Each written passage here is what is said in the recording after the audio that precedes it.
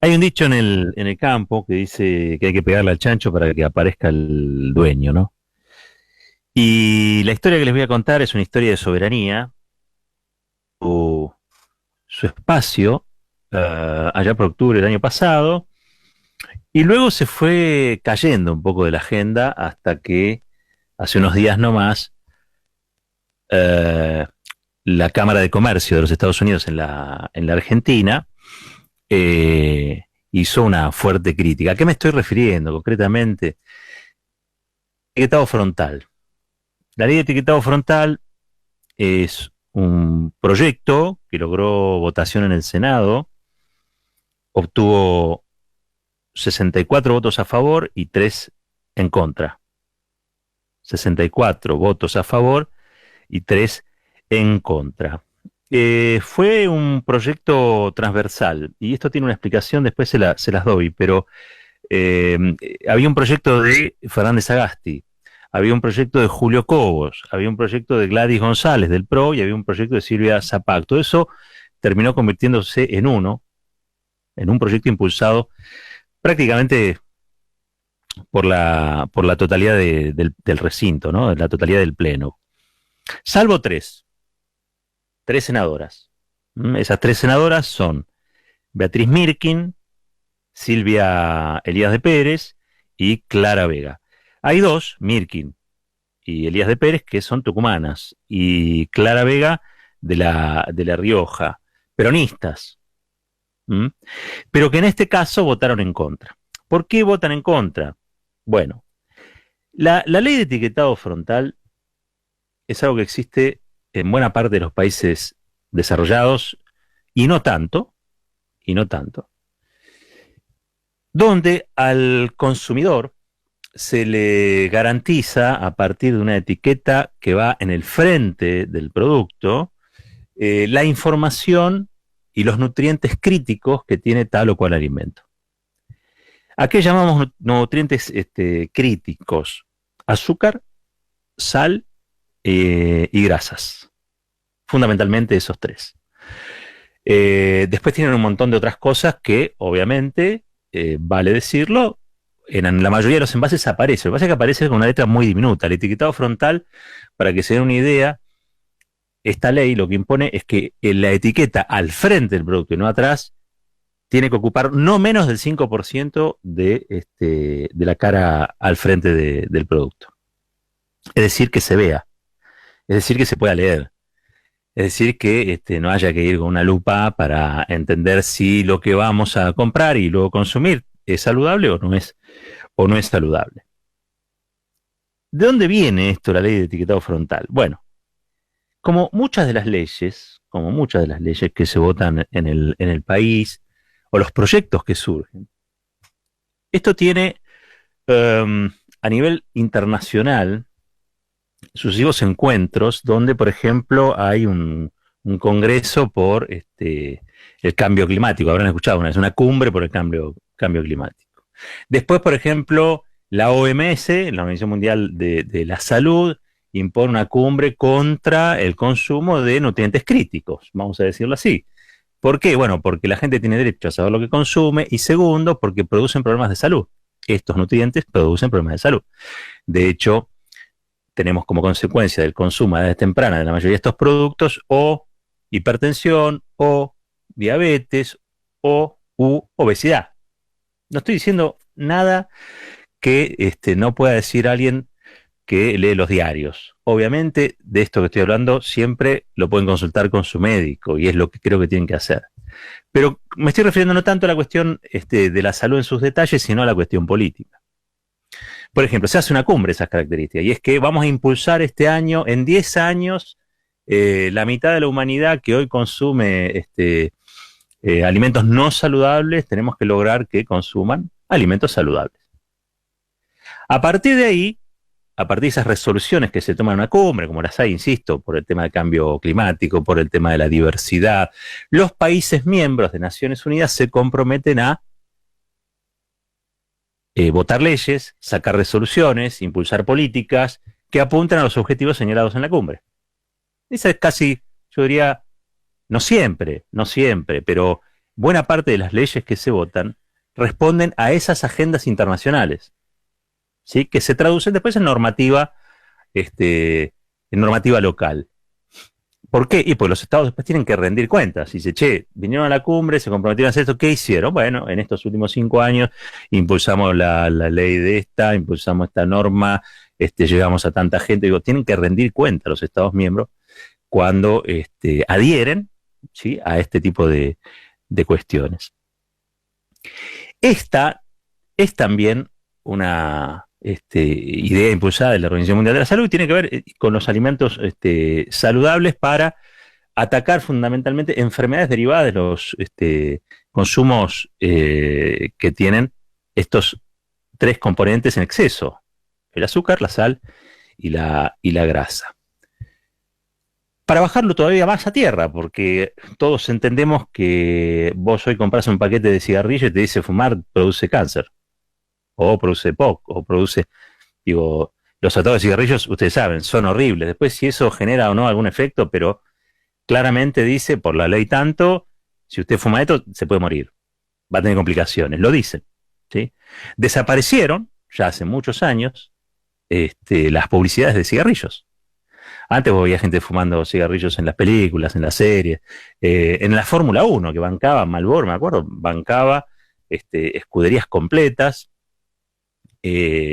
Claudia Sánchez, una gran modelo argentina, aparecía fumando en todos lados, la de Pugliese, el nono Pugliese, el hombre que después, bueno, cayó de un techo, pero eran una pareja de la publicidad hace poco, creo que ya dio algunas entrevistas, y promocionaban cigarrillos, ¿sí? Es más, el galán de hace, no sé, 30 años atrás, y más todavía 40, 50, 60 años atrás, era un galán fumador, ¿no? Que hacía volutas de humo, estaba esperando y hacía volutas de humo. Bueno, todo eso fue cambiando. ¿Por qué? Porque llegó un momento que los países y los estados miembros de Naciones Unidas y la Organización Mundial de Salud dijeron, che, esto nos está trayendo muchos inconvenientes en materias presupuestarias, sobre todo en la salud pública.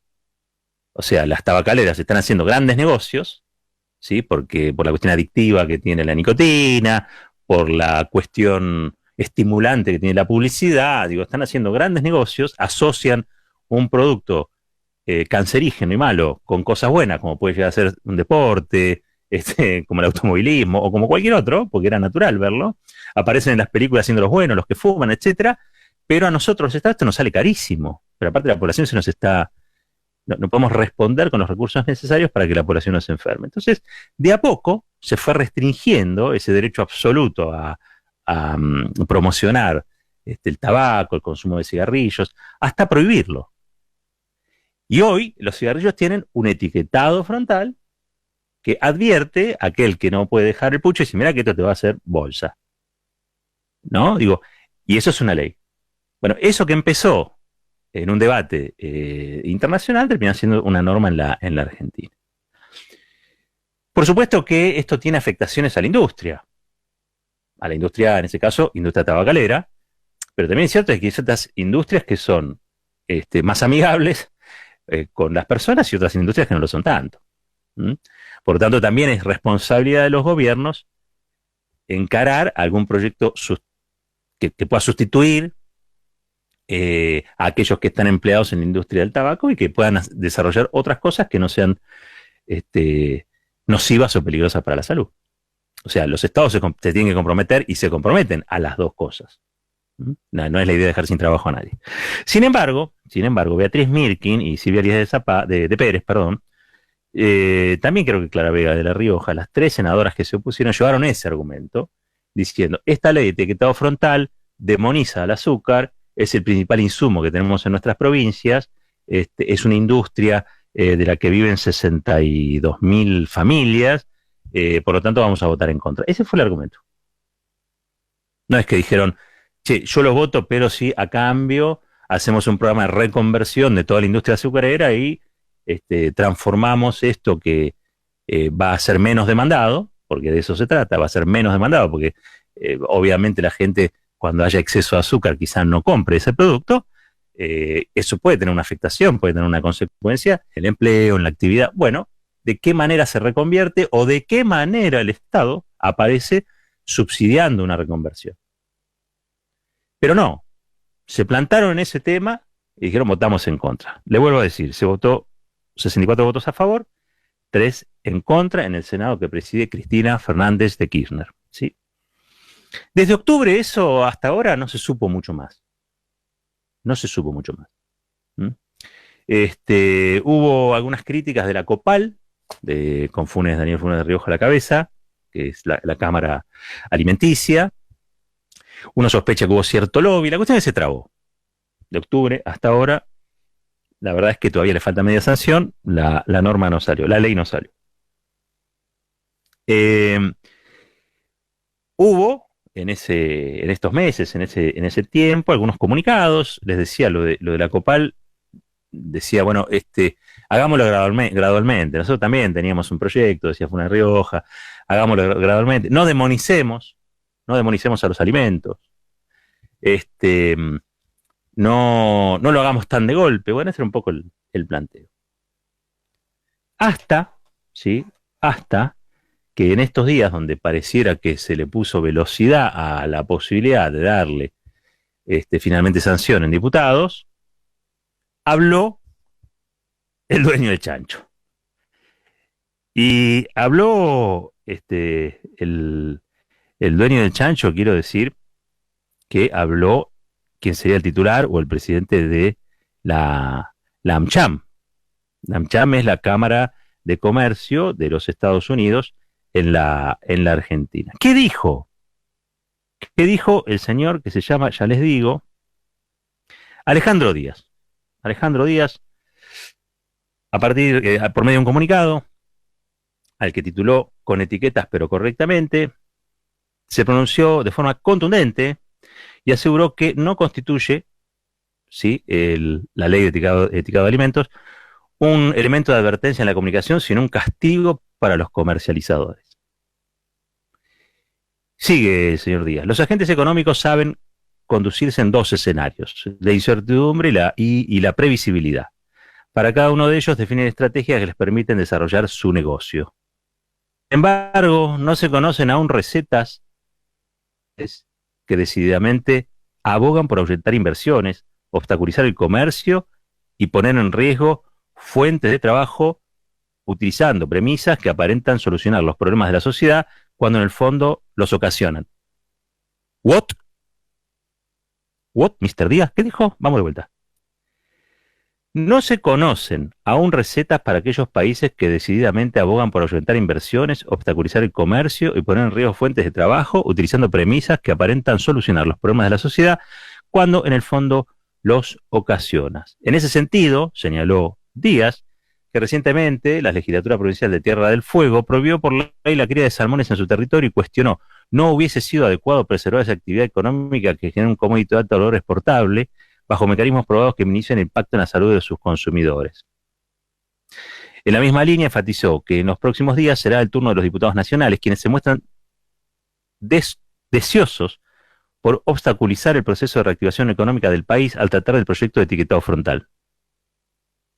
Mr. Díaz dice que nuestros diputados, los diputados de la Nación Argentina, ¿sí?, están deseosos por obstaculizar el proceso de reactivación económica del país al tratar el proyecto de etiquetado frontal. What? Mr. Díaz, perdón, ¿no? Porque esto yo les dije que era un asunto de soberanía, no es una cuestión alimentaria simplemente, es una cuestión de soberanía. Cabe recordar que el proyecto fue aprobado por el Senado, dice se demoniza una serie de alimentos que contienen nutrientes críticos y que forman parte del tejido productivo de numerosas provincias, ¿sí? Dice que la ley de promoción de alimentación saludable, dice el señor Díaz, subestima la habilidad de los consumidores para seleccionar una dieta variada, imponiendo un modelo punitivo que provoca temor e incongruencias. La imprecisión manifiesta al determinar que un producto debe adoptar la visualización de los sellos octogonales negros no constituye un elemento de advertencia en la comunicación, sino un castigo para sus comercializadores. El presidente de AmCham dijo esto, de la Cámara de los Estados Unidos en la Argentina. Decía que esto es una cuestión que tiene varias aristas. Una es la soberanía. El presidente de la Cámara de Comercio de los Estados Unidos en la Argentina debiera ser, a mi modo de ver, un tanto menos un tanto menos, o debería parecer un tanto menos exigente, ¿no? Digo, una cosa es hacer lobby para sus empresas, otra es reprender públicamente a un gobierno y a diputados que son representantes del pueblo argentino. Porque buena parte de las ganancias que se llevan las empresas que están en AmCham se debe, entre otras cosas, a que el pueblo argentino paga por los productos que esta gente vende. Entonces, deberían, me parece a mí, dirigirse con mayor respeto a los diputados de la Nación y con mayor respeto a los senadores de la Nación que ya votaron, le dieron media sanción a Norma, ¿no?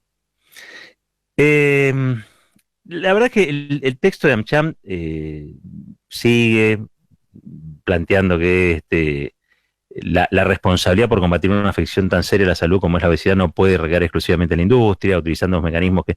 Ustedes piensen todo lo que dice este señor si en vez de azúcar, sodio y grasa habláramos de cigarrillos.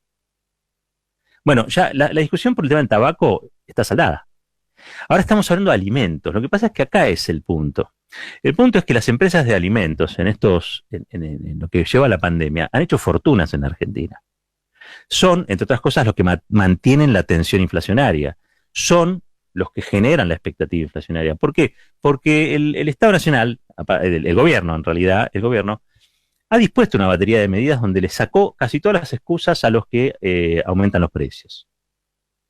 Sin embargo, en lo que nosotros entendemos que es puja distributiva, las empresas siguieron aumentando los precios por encima de los salarios. Por eso el gobierno tuvo que habilitar nuevas paritarias, cláusula gatillo, y bueno, no dar aumentos, digamos, pero sí validar o autorizar aumentos del 40-45%.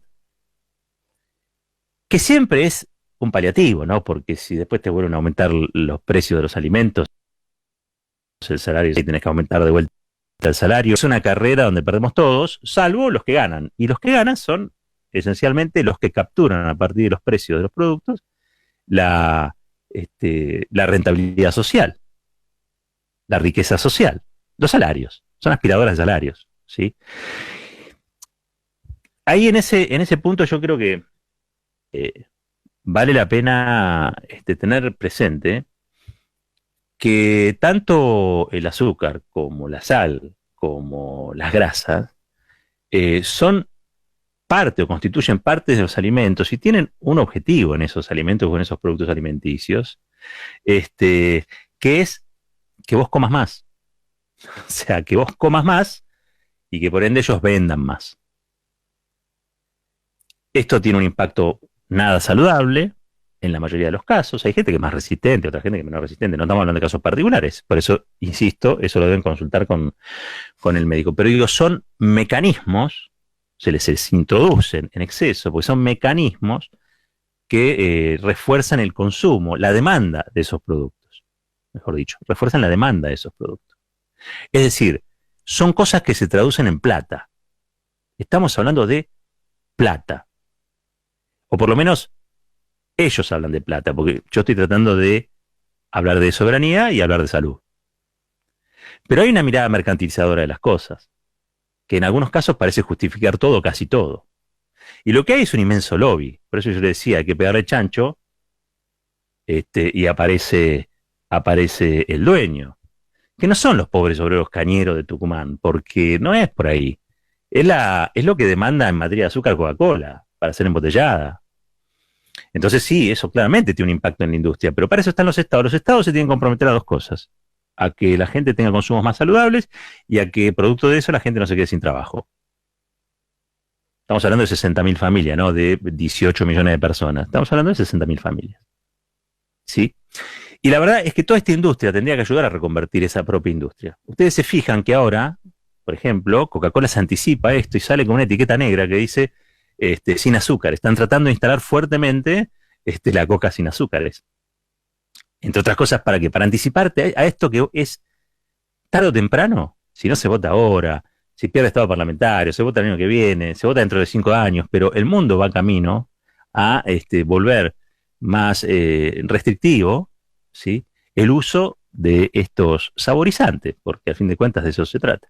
Tiene un montón de otras cosas la ley, ¿eh? Por ejemplo, tiene que advertir si un producto tiene algún edulcorante, que ese producto no puede ser consumido por chicos o por chicas, ¿no? Por niños, la niñez. Y todo eso tiene una explicación y todo eso está debidamente explicado, por supuesto, en el proyecto. Si hubiera más notas, si esto se mantuviera más en agenda, quizá la gente estaría todavía más informada. ¿Dónde funciona esto? Miren, yo lo he visto en varios países, desde Francia hasta Ecuador, ¿sí? Estados Unidos también lo tiene. ¿Mm? El mundo va camino a retirar el azúcar, la sal y las grasas de los alimentos que se comercializan. Y eso tiene que ver con una cuestión de salud. Volviendo al tema de la soberanía, y con esto termino. Yo la verdad es que al señor Díaz, al Mr. Díaz, yo no lo conozco, no lo tengo tan presente, porque su trabajo casi siempre no es un trabajo de faceta pública, salvo cuando la AmCham, la Cámara de Comercio de los Estados Unidos en la Argentina, firma grandes documentos de la Asociación Empresaria Argentina, en los que critica a los gobiernos, fundamentalmente los gobiernos peronistas. ¿Sí? No recuerdo una sola crítica de la Asociación Empresaria Argentina, ni de la AmCham a Mauricio Macri, por ejemplo. Pero, cuando es un gobierno de un signo político, ideológico, que los empresarios estadounidenses identifican como populista, o no libremercadista, o no demasiado liberal o neoliberal, bueno, lo empiezan a sacudir. Digo, la AmCham es eso fundamentalmente. Es el enorme lobby de empresas estadounidenses en la Argentina que hacen grandes negocios en la Argentina. Por ejemplo, cuando se va a AmCham, ahora que se fue de la Argentina y lo compró de Narváez, decía Moyano que las utilidades, Hugo Moyano, en una entrevista que le hacen, las utilidades de AmCham habían sido $100 millones, ¿no? Netas, o sea, lo que se había llevado, no bruto, o sea, ya con los descuentos hechos, $100 millones. Bueno, $100 millones de acá, 50 del otro, 30 del otro. La verdad que las empresas estadounidenses de la Argentina se llevan riqueza.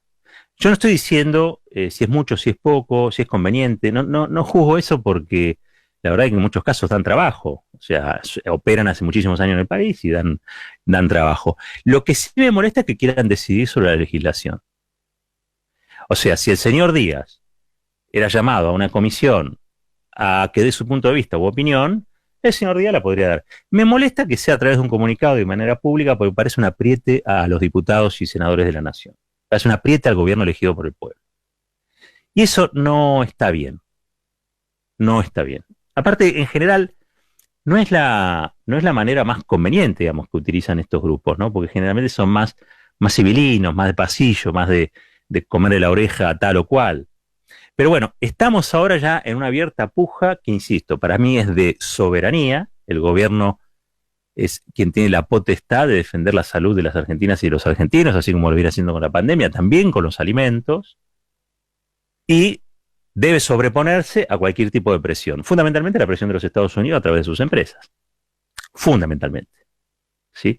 Y me parece que estamos en presencia de un caso de soberanía. Segundo eje, un caso de salud que me parece fundamental, porque, vamos a decirlo, yo vengo reclamando hace un tiempo que la oposición deje de ser esa oposición salvaje, obstruccionista, y se siente a votar la ley de emergencia epidemiológica, la ley de emergencia COVID, para que haya criterios comunes, cuándo se cierra, cuándo se abre, digo, para que no pasemos otra vez por esa circunstancia tan desagradable que fue la decisión que tomó la Corte Suprema en relación al pedido de Horacio Rodríguez Larreta. ¿Se acuerdan? La presencialidad sí o presencialidad no. Donde se pone en crisis, se pone en cuestión la autoridad del presidente, la legitimidad institucional. O sea, vos a la oposición en la Argentina le das la oportunidad de equivocarse y se abraza. Viene con los brazos abiertos así corriendo y se abraza la equivocación. No es la idea. No es la idea. Con la salud no va a haber mayor pujo o rencilla. Y quiero rescatar, en todo caso, ese espíritu de transversal, de defensa de la salud que tuvieron Anabel Fernández Agasti, ustedes la conocen, mendocina, de la Cámpora, Julio Cobos, ustedes también lo conocen, y yo recuerdo lo que hizo, Silvia Zapag, la neuquina, y también Gladys González, que es del pro macrista. Es decir, todo el abanico de fuerzas políticas con verdadera representación en la Argentina, impulsando el proyecto de ley de etiquetado frontal. Quiero recuperar ese espíritu, porque, insisto, Argentina necesita gente que tenga pensamiento nacional, que entienda lo verdaderamente importante y que sepa que las discusiones son en general por otros asuntos, que también son importantes, pero en estas cuestiones de salud no podemos estar discutiendo todo el tiempo cuánto es temperatura. Definimos una temperatura y cuando pasa esa franja, se pone se toma algo para bajar la fiebre, punto. Entonces, en este caso yo quiero reivindicar ese espíritu. Para defender la salud, se pusieron de acuerdo. Defendiendo la salud, incluso están defendiendo la soberanía. Parece que Estados Unidos no está contento, por lo menos sus empresarios acá en la Argentina. Pero ¿saben qué? Los representantes del pueblo, el gobierno de la nación argentina, tienen que trabajar para que el pueblo argentino sea feliz. De los empresarios estadounidenses, que se ocupe Joe Biden. Esto es Fuerte y al Medio.